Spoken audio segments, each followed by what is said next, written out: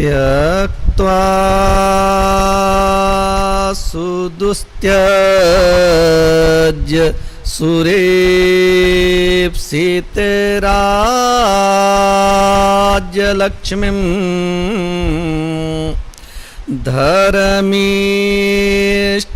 आर्य वचसा यद्गादरण्यम्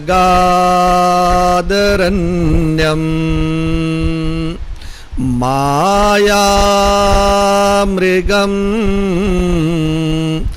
दयितैप्सितमन्वधावत् वन्दे महापुरुषते चरणारविन्दम्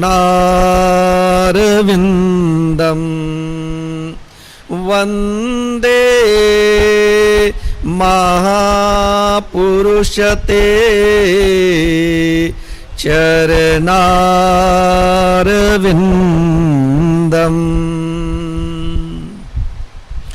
ॐ कृष्णाय वासुदेवाय हरये परमात्मने प्रणतक्लेशनाशाय गोविन्दाय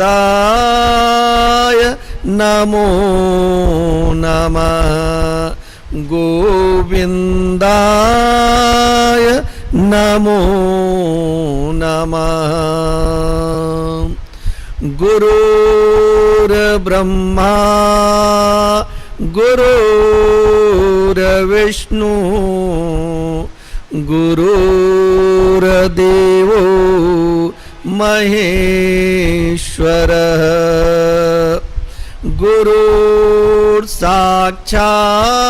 परं ब्रह्म तस्मै श्री गुरुवे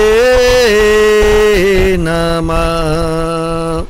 तस्मै श्री गुरुवे नमः। रघुपति राघव राजा राम पतित पावन सीताराम।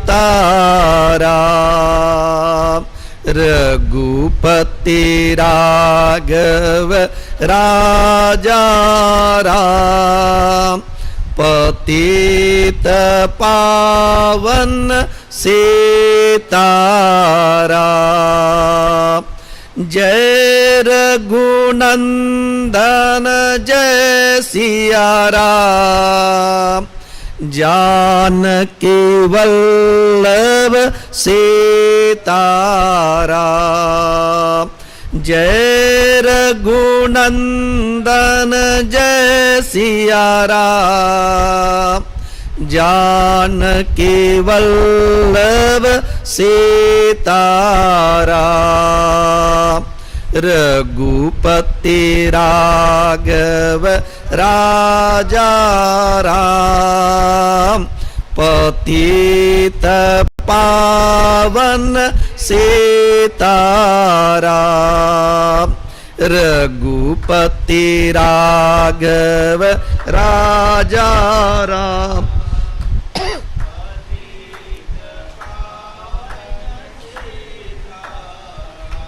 जय यदुनंदन जय घनश्याम रुक्मिणी वल्लभ राधे श्याम। जय यदुनंदन जय घनश्याम रुक्मिणी वल्लभ राधे श्याम।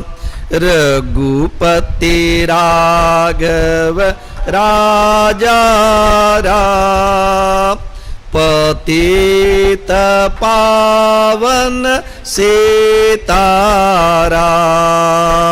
रघुपति राघव राजा राम, पतित पावन सीताराम।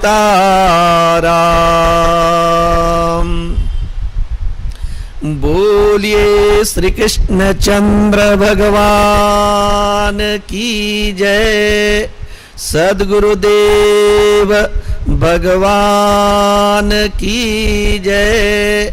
ओम नमः पार्वती पतये, हर हर महादेव।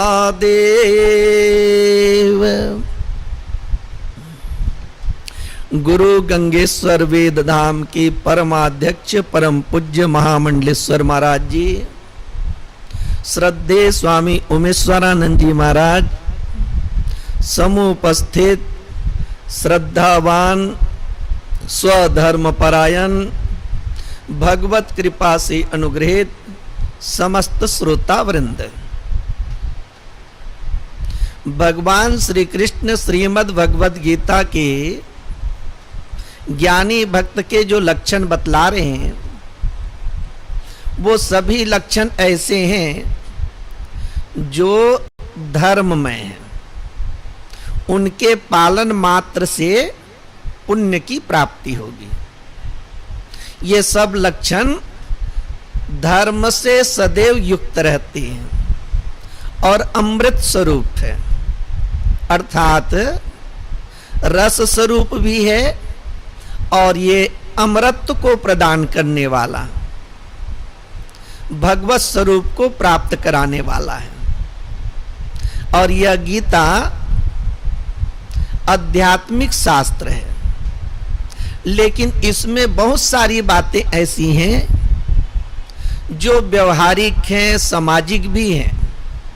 हाँ, यहाँ जो उल्लेख किया गया है वो समाज को ठीक करने के लिए नहीं, परिवार को ठीक करने के लिए नहीं, किसी व्यक्ति से अपने संबंध मधुर बनाने के लिए नहीं किए गए हैं। इनका जो उल्लेख है वो भक्ति प्राप्त करने के लिए, भगवान को प्राप्त करने के लिए है, लेकिन उसका पालन करने से निश्चित रूप से समाज है, परिवार है, रिश्तों के जो संबंध है वो अच्छे होंगे। लक्ष्य हमारा भगवान की प्राप्ति, लेकिन इसके पालन से आपका परिवार भी अच्छा होगा, समाज भी अच्छा होगा। जैसे आप भोजन करते हैं तो भूख को मिटाने के लिए करते हैं, लेकिन जब भोजन करते तो आपको स्वाद का भी अनुभव होता है। उसी प्रकार से लक्ष्य हमारा भगवत प्राप्ति है, लेकिन इन साधनों को अपनाने से हमारा समाज, हमारा परिवार भी अच्छा होगा। लक्षण बतलाते हैं, तुल्य निंदा स्तुतिर्मौनी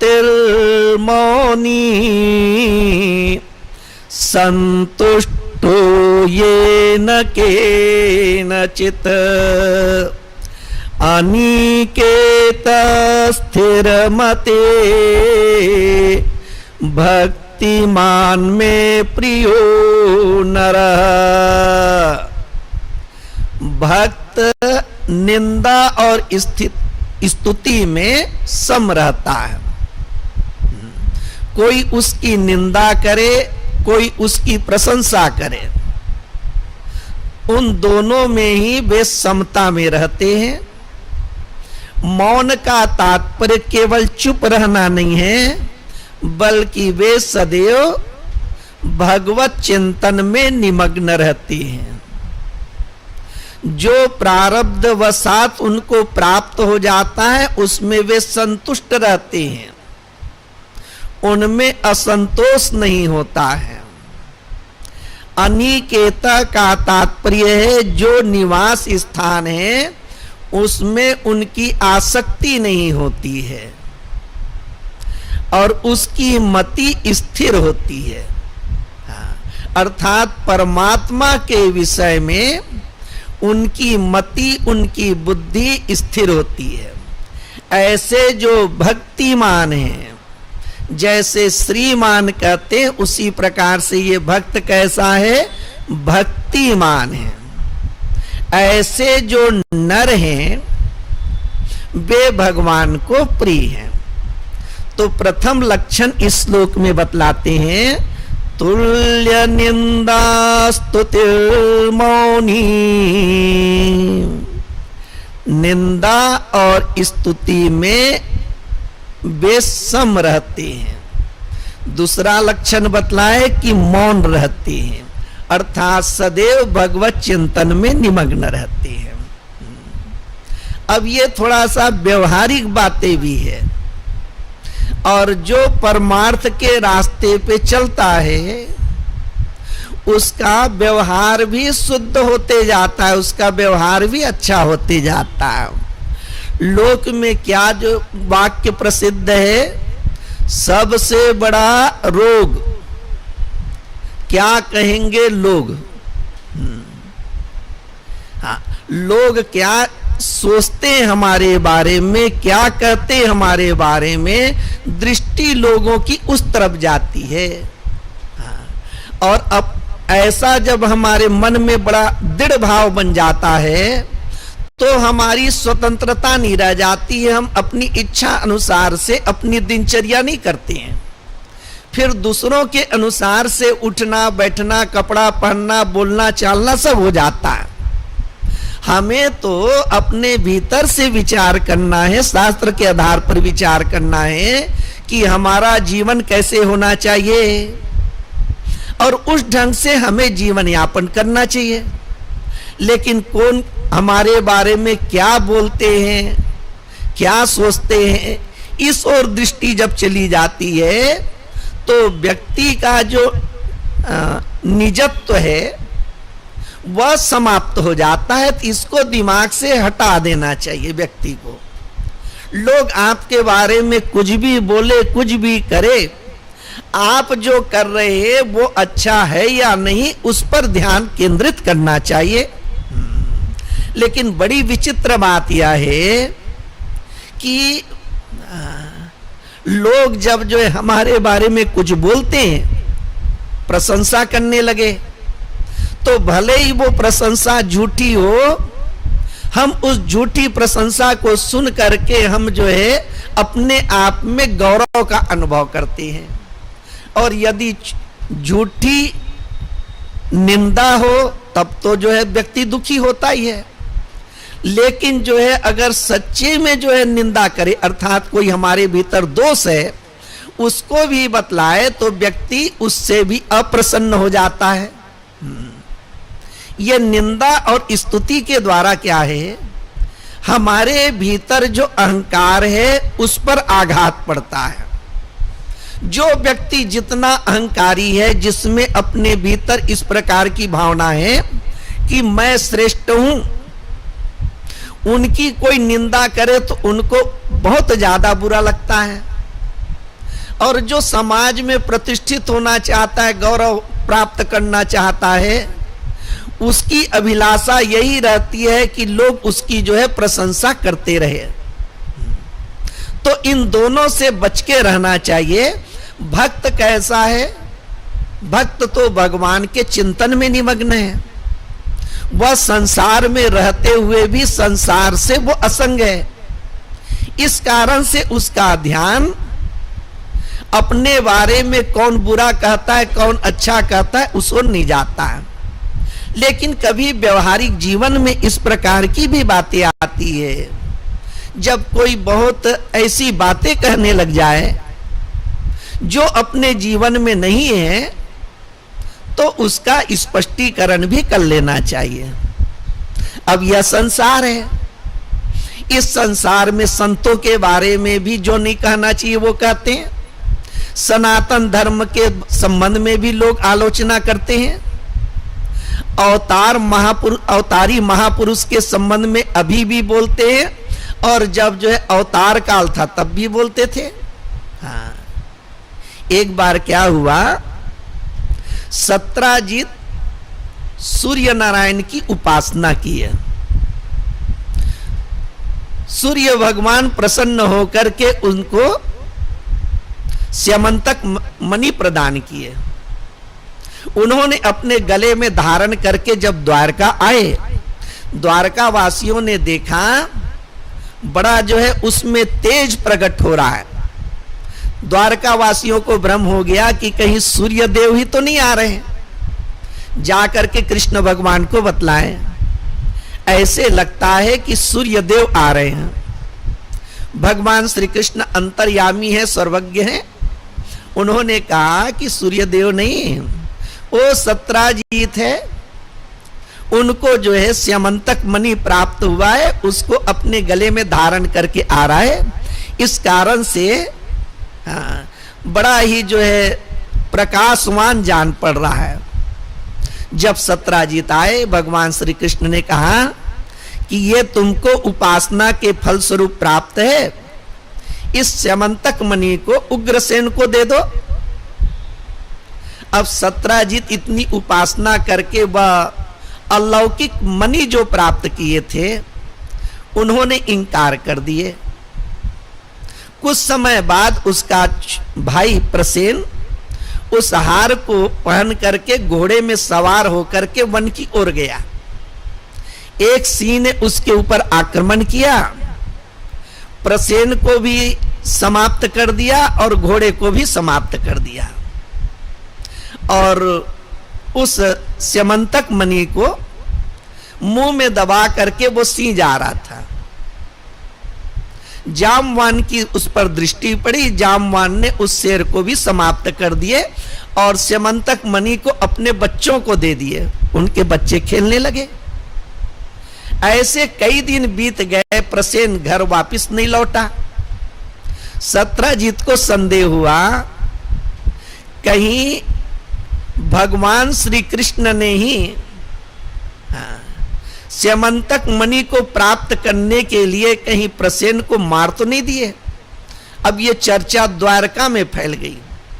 प्रसंग क्या है, भगवान भी अवतार लेते हैं तो लोग उन पर भी शक करने लग जाते हैं, जो नहीं कहना चाहिए वो भी कहने लग जाते हैं। सर्वत्र इस प्रकार से कई लोगों के मुख से इस प्रकार निंदक वचन जो है कहने लगे। तब भगवान श्री कृष्ण ने कुछ सभ्य लोगों को लेकर के वन में गए। उन्होंने देखा कि प्रसेन मारा गया है, घोड़ा भी मर गया है, और वहां पर सिंह के पद चिन्ह दिखाई दे रहे हैं। उस पद चिन्हों को देखते हुए आगे बढ़े तो सिंह भी मरा हुआ मिला। फिर गुफा में प्रवेश किए तो वहां बच्चे लोग, जामवान के बच्चे लोग स्यमंतक मणि से खेल रहे थे। गुफा में जब भगवान श्री कृष्ण पहुंचे हैं, अचानक वहां पहुंचे तो जामवान पहचान नहीं पाए। ये भी अनिर्वचनीय लीला है, विलक्षण लीला है। जो जामवान भगवान श्री रामचंद्र जी के साथ में रहे, वही भगवान राम जब कृष्ण के रूप में आते हैं तो जामवान उनको पहचान नहीं पाए, और दोनों के मध्य युद्ध होता है। एक दिन दो दिन नहीं, 28 दिनों तक युद्ध होता है। इसी प्रसंग को लेकर के क्या विचार करते हैं, जो भगवान के केवल एक रूप को भगवान के रूप में जानते हैं, वह ज्ञान पूर्ण ज्ञान नहीं है। जिनको इस प्रकार से बोध हो जाए कि वही परमात्मा भिन्न भिन्न रूपों में अवतरित होते हैं, और उनकी दृष्टि कभी जो है चूक ना हो, उनको ही हम लोग जो है पूर्ण ज्ञानी, पूर्ण भक्त मानेंगे। तो 28 दिनों तक युद्ध हुआ।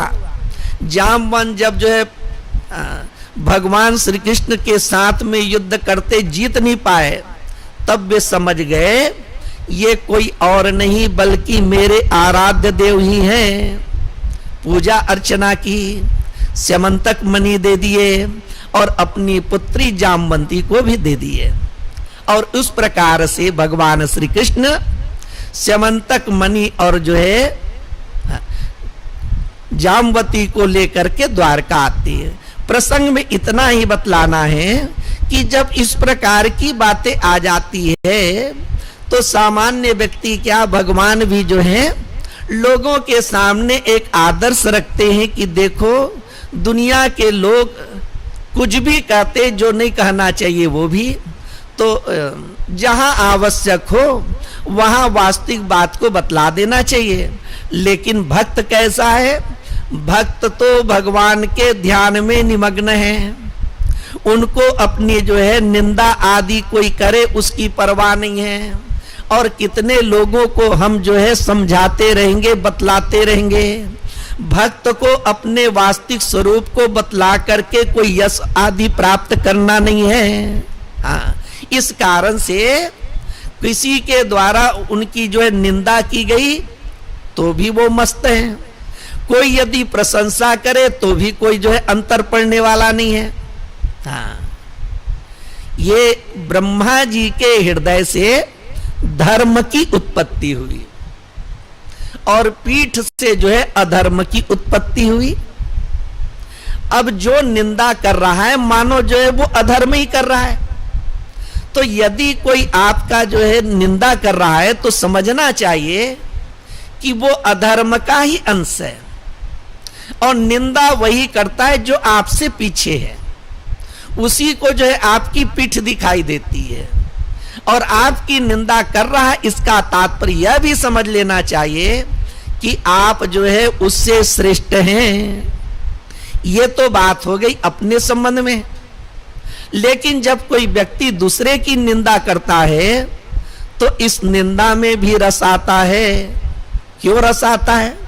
जब दूसरे की निंदा करते हैं ना तो कहीं ना कहीं हमारे मन को संतुष्टि मिल जाती है कि देखो उसकी निंदा कर रहे हैं तो उससे हम श्रेष्ठ हैं, हमारे भीतर जो है उस प्रकार की जो है दुर्गुण नहीं है। और कोई यदि स्पष्टीकरण देने लग जाए अपने बारे में तो ये भक्त का लक्षण नहीं है।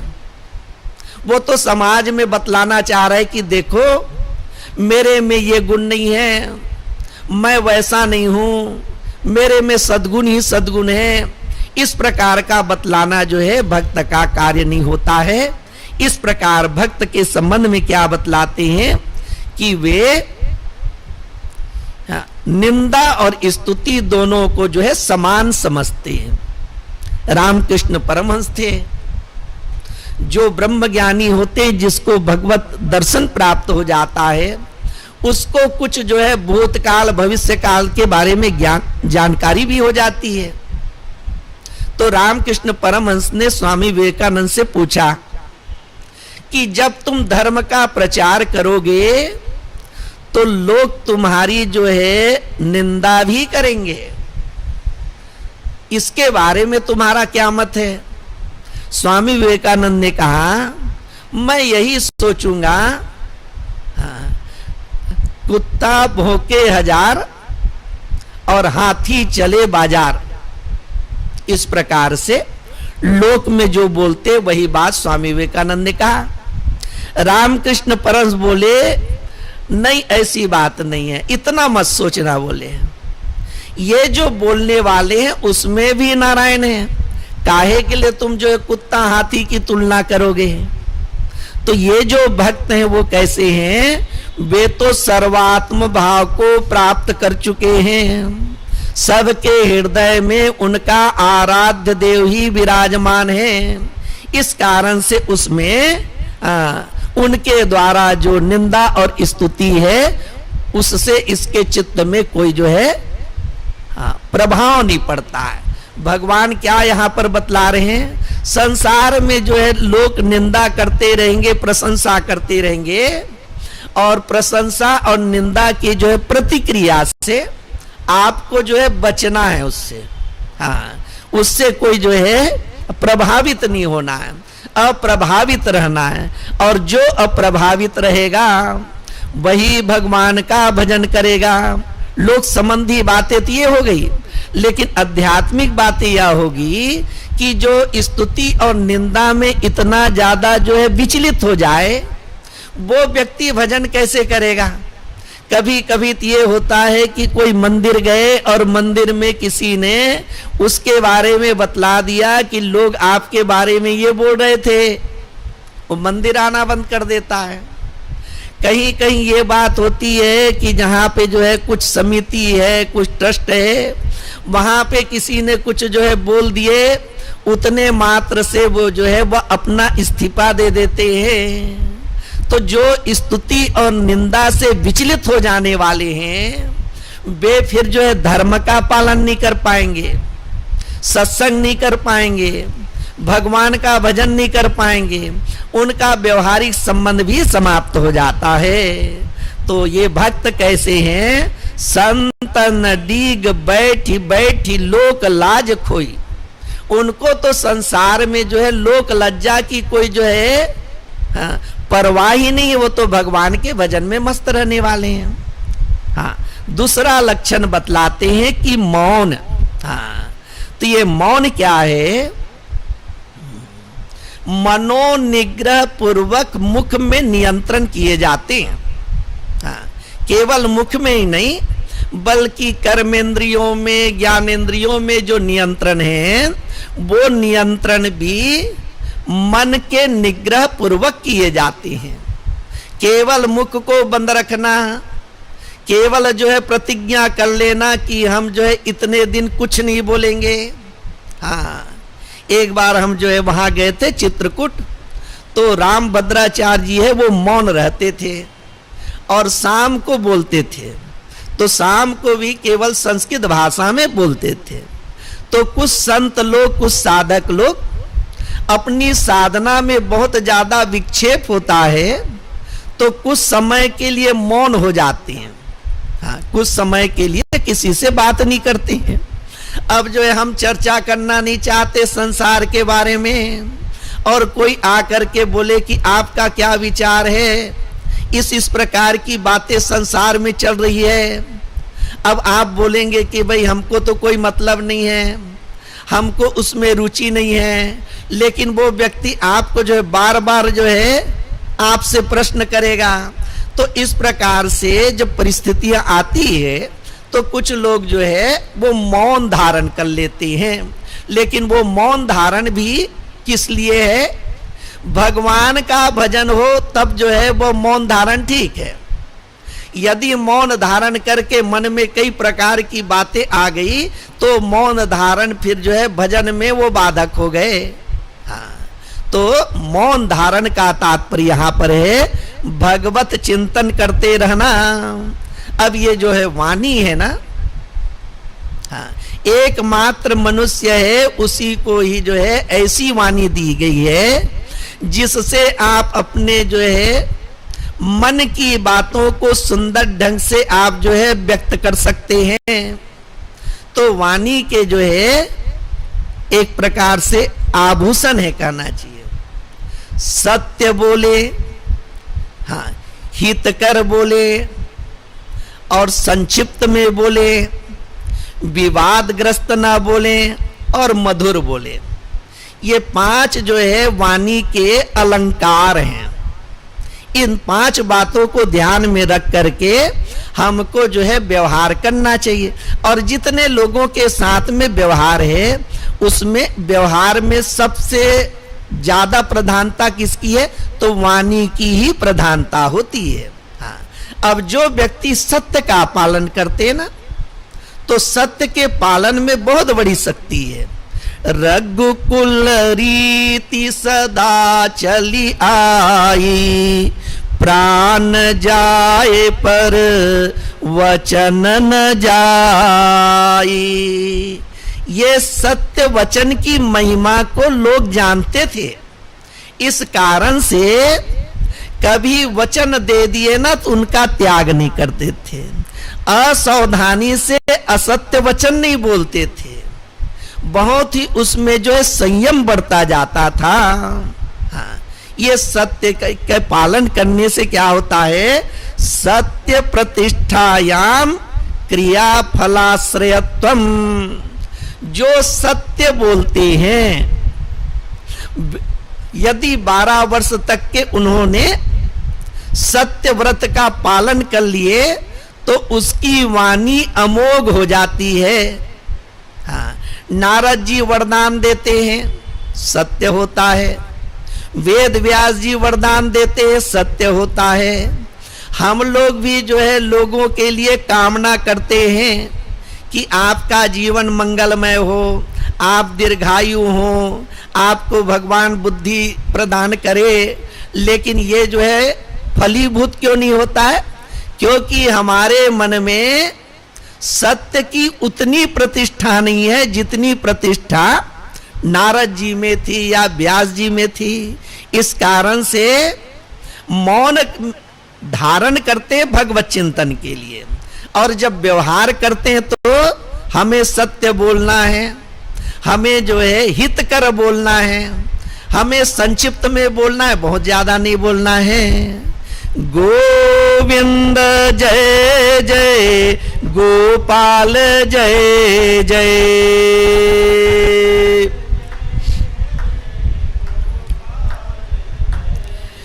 गोविंद जय जय गोपाल जय जय,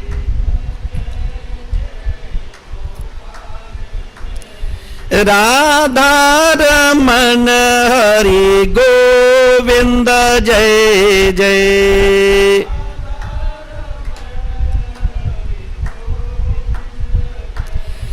राधा रमन हरि गोविंद जय जय,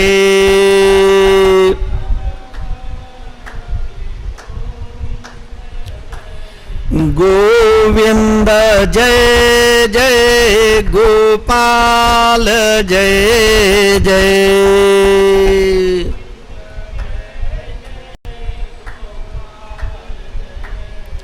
गोविंद जय जय गोपाल जय जय,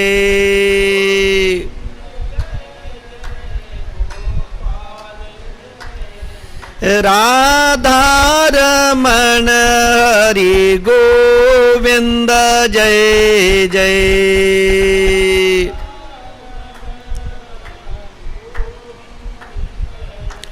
राधा रमन हरि गोविंद जय जय,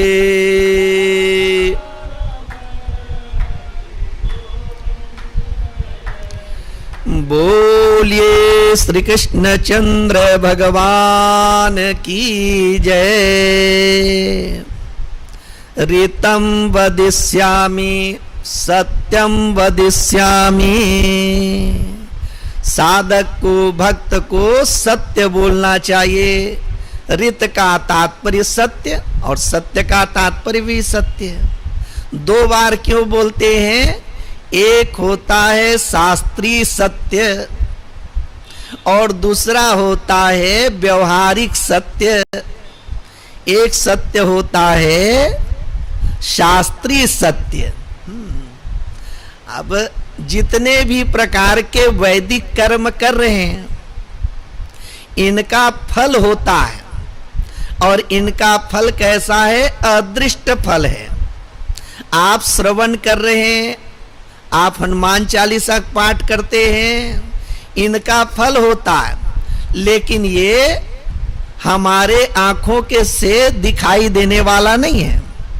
किनके लिए ये अदृष्ट है? हमारे जैसे व्यक्तियों के लिए अदृष्ट है। और जो ब्रह्म ज्ञानी हैं, नारद जी हैं, व्यास जी हैं, इनके लिए ये अदृष्ट नहीं है। वे उनमें उस प्रकार का सामर्थ्य होता है कि वे कर्म के फल को भी जानते हैं। हाँ, ऐसे तो जितने भी कर्म के फल हैं वे कर्म पूर्ण होने के बाद मिलते हैं। इस जीवन में आपने जो कुछ किया उसका फल कालांतर में, देहांतर में, लोकांतर में, कल्पांतर में मिलेगा। मिलेगा अवश्य, मिलेगा अवश्य। वो नष्ट होने वाला नहीं है। जैसे गांव के लोग जो है धान ले आए, रख दिए और ध्यान नहीं दिए तो धान का बीज जो है सड़ के नष्ट हो गया। ऐसे कोई कर्म का बीज नष्ट नहीं होता है। प्रलय भी हो जाए तो भी नष्ट नहीं होता है। हाँ, प्रलय भी हो जाता है तो भी कर्म का बीज नष्ट नहीं होता है। तो ये सब बातें कहाँ कही गई है? शास्त्र में कही गई है। अब ऐसा है कि जब हम प्रवचन सुनते हैं, विशेष करके भागवत आदि की कथाओं को, तो कथा में रोचकता लाने के लिए अथवा भक्ति भाव को जो है पुष्ट करने के लिए कुछ इस प्रकार की कथाएं कह दी जाती है जो शास्त्रों में नहीं है। जो शास्त्रों में नहीं है वो भी बातें कह दी जाती है। लेकिन जिन लोगों को शास्त्रों में आस्था है, श्रद्धा है, वे कथा को रोचक बनाने के लिए, लोगों को खुश करने के लिए इस प्रकार की बातें नहीं कहते हैं। जैसे कोई संत कहते हैं कि देखो जो है वो महात्मा जड़ भरत थे, पिछले जन्म में क्या थे? पिछले जन्म में वो मृग थे और उसके पहले जन्म में वो राजा थे। यहां तक का वर्णन है। और उसके बाद बोलते हैं कि वो जो राजा रहुगण थे वो कौन थे? उसका वर्णन नहीं है। वो बोलते हैं कि राजा रहुगण ना पिछले जन्म में, अर्थात जब राजा थे राजा भरत, तो उस जन्म में वही मृग थे बोलते हैं। अब ये कहाँ कहा गया है? कहीं नहीं कहा गया है, मतलब शास्त्रों में नहीं है। लेकिन जब लोगों को ऐसी बात बतला देते तो लगता है कि देखो एक नवीन बात सुनने को मिल गई। वो जो मृग था अर्थात राजा भरत, जिस मृग की सेवा किए वही जो है महात्मा जड़ भरत जब हुए तो उस समय वो राजा होकर के आ गए। ये शास्त्रों में कहीं नहीं लिखा है। लेकिन इस प्रकार की बातें हाँ, कथावाचक है, संत लोग कहते रहते हैं। तो हमारे उपनिषद में क्या कहते? ऋतम वदिष्यामि सत्यम वदिष्यामि। आप जो है शास्त्रीय सत्य बोलिए, आप जो है व्यवहारिक सत्य बोलिए। प्राचीन कालों में शास्त्रार्थ होता था। एक काशी में संत थे, उस वे शास्त्रार्थ कर रहे थे। तो दूसरे जो थे उन्होंने एक ऐसा श्लोक बोल दिया कि वो विद्वान संत ने उसका उत्तर नहीं दे सके। उन्होंने कहा कि अब जो है ना इसकी चर्चा कल करेंगे करके आश्रम में आकर के उन्होंने ग्रंथों का खूब अवलोकन किए, वो श्लोक मिला नहीं। दूसरे दिन जब जो है आमने सामने बैठे तो संत ने कहा हमने जो है कई ग्रंथों का अवलोकन किए, लेकिन आपने जो श्लोक बोले ना वो श्लोक हमको ग्रंथ में मिला नहीं। तो वो प्रतिद्वंदी ने क्या कहा? जो हमने श्लोक बोला वो शास्त्र का श्लोक नहीं था वो। तो महात्मा ने पूछे कि वो श्लोक कहाँ का था? ये शास्त्रार्थ का श्लोक था बोले। महात्मा ने बोले कि ये स्वनिर्मित जो श्लोक होता है वो प्रमाणिक नहीं माना जाता है। हाँ, ये जो हमारे ग्रंथ हैं, वेद है, पुराण है, स्मृतियां हैं, इतिहास है, इनके जो श्लोक हैं और जो वेद सम्मत है वही प्रमाणिक माने जाते हैं, बाकी प्रमाणिक नहीं माने जाते। उस महात्मा ने फिर उसके बाद से फिर शास्त्रार्थ करना छोड़ दिया। तो ये जो वाणी है और इस वाणी का यदि आप सदुपयोग करते हैं तो सत्य वाणी में बड़ी शक्ति होती है। यदि उसका जो है पालन 12 वर्ष तक करे तो जो है उसकी वाणी अमोघ हो जाती है। देवी भागवत में कथा आती है, एक ब्राह्मण का पुत्र था, उसको जो है शाप दे दिया गया था। अर्थात ये बालक जन्म लेगा तो जो है बिल्कुल जो है मूर्ख रहेगा। अब जन्म लिया उन्होंने, माता पिता ने देखा कि ये बड़ा मूर्ख है, कुछ भी दिमाग नहीं है, ऐसा जो है अज्ञानी तो कहीं बालक देखने को मिलता नहीं है। हाँ, गांव में भी निंदा होती है कि आप जो है बड़े बुद्धिमान है और तुम्हारा पुत्र कैसे जो है बिल्कुल जड़ हो गया, बिल्कुल मूर्ख हो गया। गांव में भी निंदा, घर में भी जो है उसी प्रकार की अवहेलना। आखिर में वो बालक जो है बहुत दुखी हो गया और फिर माता पिता से उन्होंने कहा कि मैं अब घर में रहना नहीं चाहता, मैं घर छोड़ करके जाऊंगा। माता पिता भी उसको अनुमति दे दिए। हाँ, ये मूर्ख बालक के रहने से न सुख है न सम्मान है। वो चले गए वो गंगा किनारे। अब वो शाप के कारण से जो है मूर्ख हुए थे, वहां जाकर के उन्होंने प्रतिज्ञा कर ली कि कभी असत्य नहीं बोलना है, कभी किसी प्राणी को कष्ट नहीं पहुंचाना है, और संसार की अवहेलना से दुखी तो थे, इस कारण से वे प्रतीक्षा करने लगे कि शीघ्र से शीघ्र मेरी मृत्यु हो जाए। हाँ, अब वनवासी लोगों ने देखा कि ये कभी झूठ नहीं बोलते हैं, तो जो है उनका नाम जो है सत्यव्रत पड़ गया। लोग उसको सत्यव्रत सत्यव्रत बोलते थे और वहीं रहते थे अपना चुपचाप, किसी से बोलना नहीं। और जैसे पशु लोग गंगा में चले जाते ना, गाय बैल लोग, वैसे ही जा करके स्नान करके आ जाते थे। एक दिन क्या हुआ, अपने आश्रम में बैठे थे, एक सुअर जो है खून से लथपथ उसके आश्रम में घुसा। हाँ, उसको देख करके सत्यव्रत के हृदय में करुणा जागृत हो गई। उनके मुख से जो एक का उच्चारण हुआ। हाँ, माता भगवती का जो नवारण मंत्र है, तो नवारण मंत्र में जो अनुस्वार से रहित ए का उच्चारण हो गया। हाँ, और वो सुअर जो है उसके आश्रम में जाकर के छुप गया। थोड़ी देर के बाद में व्याध आया। व्याध पूछा कि ब्राह्मण, मेरे शिकार को कहीं देखे हो? अब सत्यव्रत जो है वह विचार करने लगा, यदि मैं नहीं देखा हूं करके बोलूं तो मेरा जो है सत्यव्रत का पालन भंग हो जाएगा, और यदि सच में बतला देता हूं अर्थात सत्य बोलूं, अपने व्रत का पालन करूं, तो ये जो व्याध है वो फिर सुअर को मारेगा, जंगली सुअर को। सत्य बोलता हूं तो व्रत मेरा जो है भंग होता है। हाँ, सत्य बोलता हूं तो जो है उसकी हिंसा होती है, और जो है अगर कहीं असत्य बोल दूं तो मेरा व्रत भंग हो जाता है। विचार करने लगे, और वो व्याध जो है बार बार पूछते कि हम तो जो है व्याध हैं, हमारे जीविकोपार्जन इसी प्रकार से होता है। हाँ, तो आप जो है बतलाव करके। आखिर में फिर जब जो है ना माता भगवती के जो है अनुस्वार रहित एक का उच्चारण हुआ था, उतने मात्र से ही उनको जो है माता भगवती की कृपा प्राप्त हो गई थी।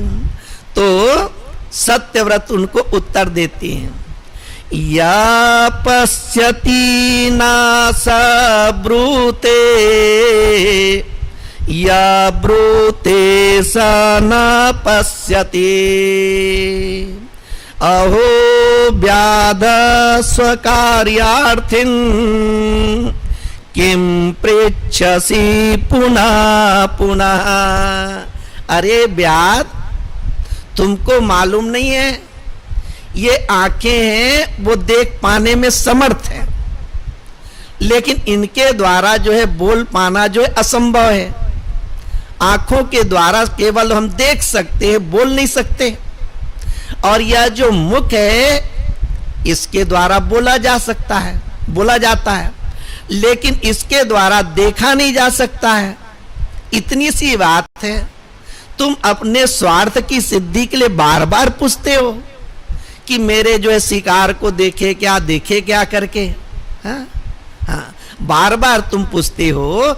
इतनी सी बात है, ये आंखें हैं, इनके द्वारा हम देखते हैं लेकिन बोल नहीं सकते हैं, मुख के द्वारा बोलते हैं लेकिन देख नहीं सकते हैं। ऐसी बातों को सुन करके जो है वो व्याध जो है वापिस लौट गया, और जो है सत्यव्रत को जो है माता भगवती की कृपा प्राप्त हो गई। फिर उसके बाद वो बुद्धिमान हो गए, फिर उन्होंने विधिवत जो है माता भगवती की आराधना की। यहाँ क्या बतला रहे हैं, तुल्य निंदा स्तुतिर् मौनी संतुष्टो ये न केनचित्। निंदा और स्तुति में सम, और वे मौन रहते हैं। एक बड़े विद्वान संत हुए, वे कहते कैसे जो है वाग व्यवहार करते हैं, तो जैसे जो है पशु लोग व्यवहार करते हैं।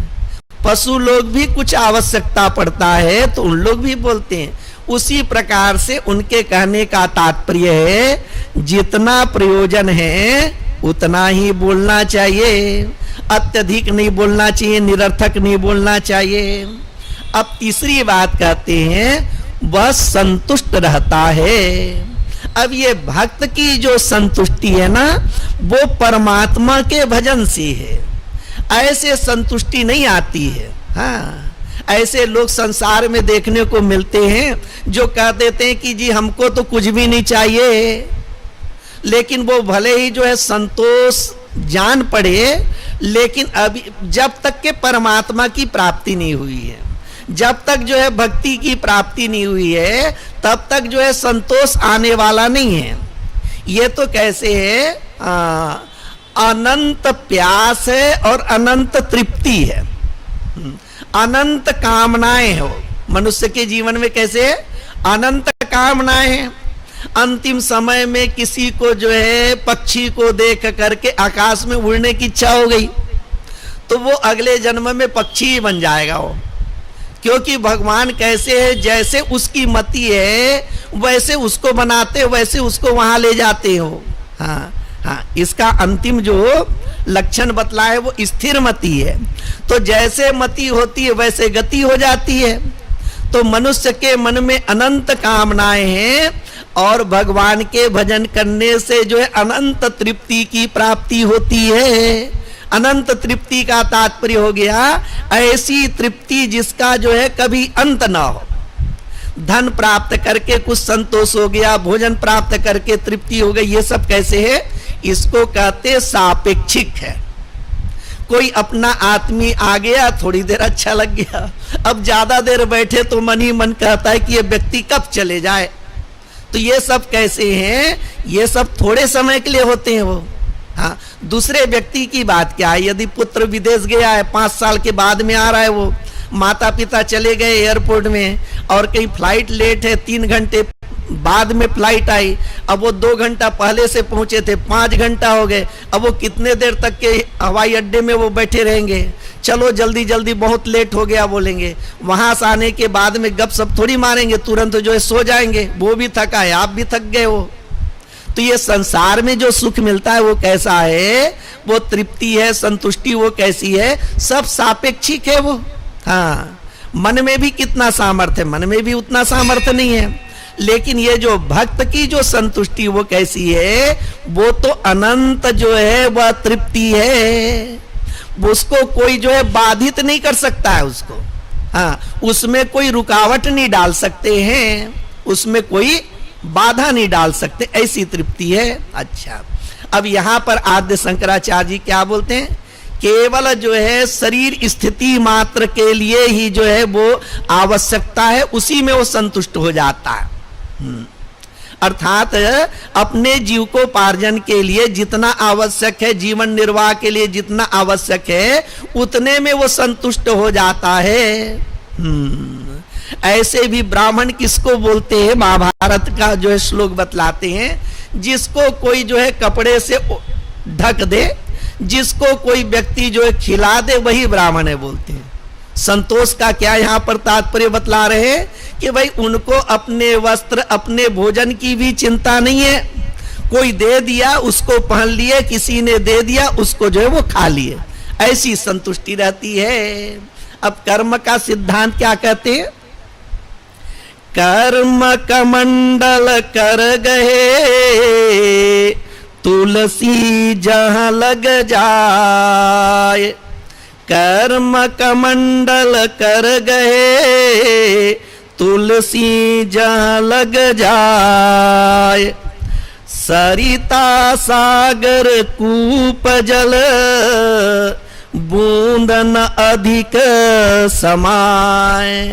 कर्म कमंडल लेकर के व्यक्ति घूम रहा है, अब उसका कर कमंडल जितना होगा उतना ही जल आएगा, उससे ज्यादा आने वाला नहीं है। कृषि को छोड़ करके कोई कपड़े का धंधा करे, उसमें ज्यादा लाभ होगा। कपड़े का धंधा छोड़ करके कोई जो है वह और कोई जो है दूसरा धंधा शुरू कर दिया, उसमें कहीं ज्यादा लाभ होगा।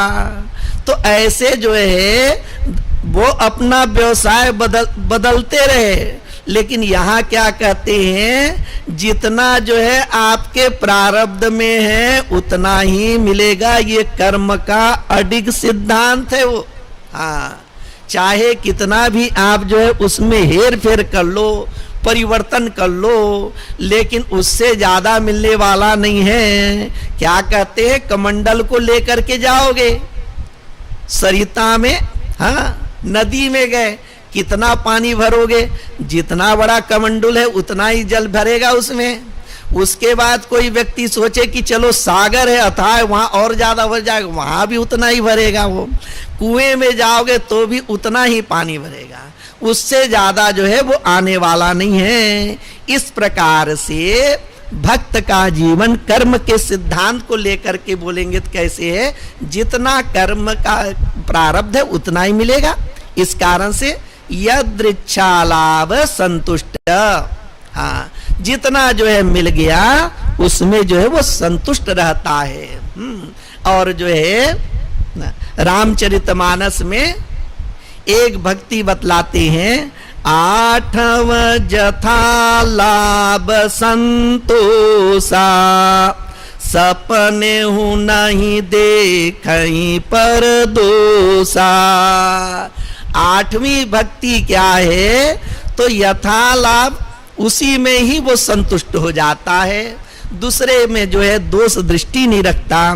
तो ऐसे जो भक्त हैं उसके संबंध में हाँ नारद जी कहते हैं कि भक्ति को प्राप्त करके वह तृप्तो भवति, वह तृप्त हो जाता है।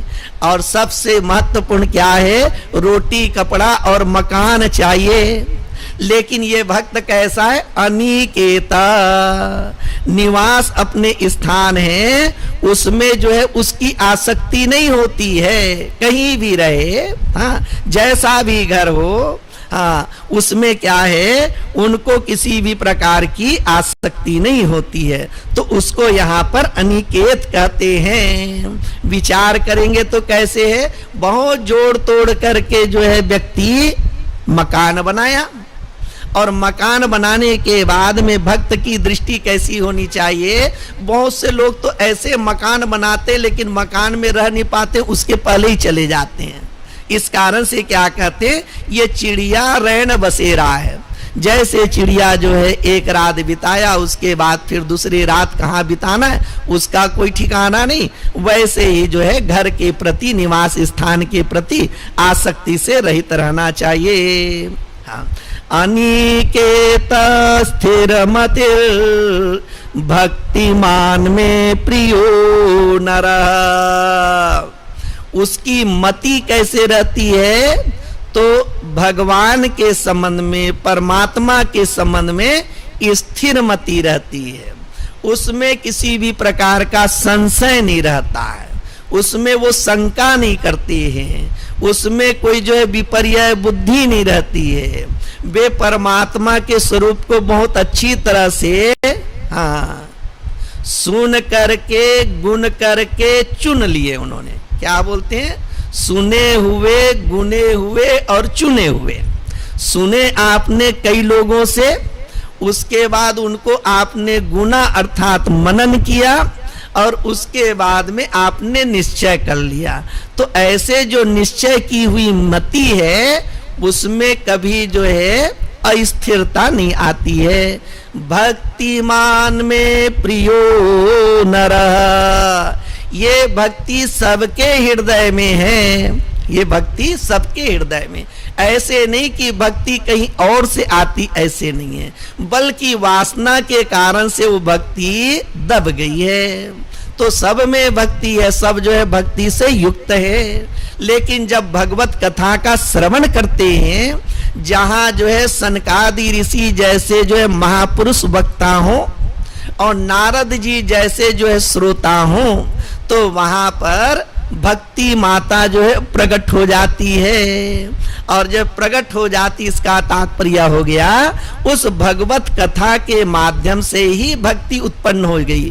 कहां से उत्पन्न हो गई?